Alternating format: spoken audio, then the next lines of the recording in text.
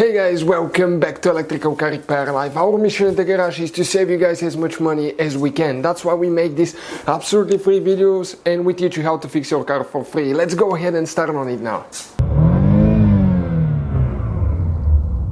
We'll be working today guys on a Dodge Journey here. This same vehicle is known as Fiat Freemont in the rest of the world, depending on the market. The same vehicle practically. We'll show you today guys where the fuse for the battery sensor is located. Okay, what the battery sensor does and all that stuff. So the battery sensor guys, just a quick introduction.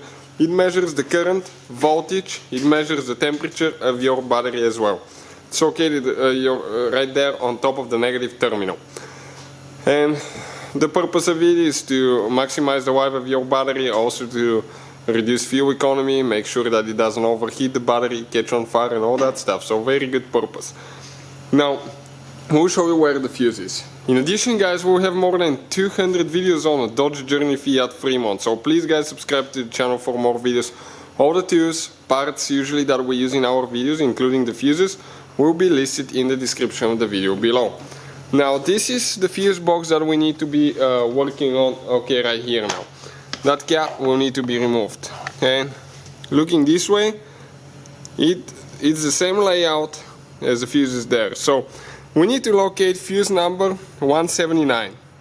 Okay, battery sensor right here. 179, it's a 10 amp fuse. And it's this little guy right here. So those fuses guys are hard to find, so check it out. They'll be listed in the description of the video below. So this is the fuse. I'll grab a new one quick. Okay, and install it. This is it. Now, if that doesn't fix the problem, most likely you have a bad sensor. We'll have a video how to replace the battery sensor as well. So, thank you guys for watching. Hopefully guys the video was helpful and we were able to save you money.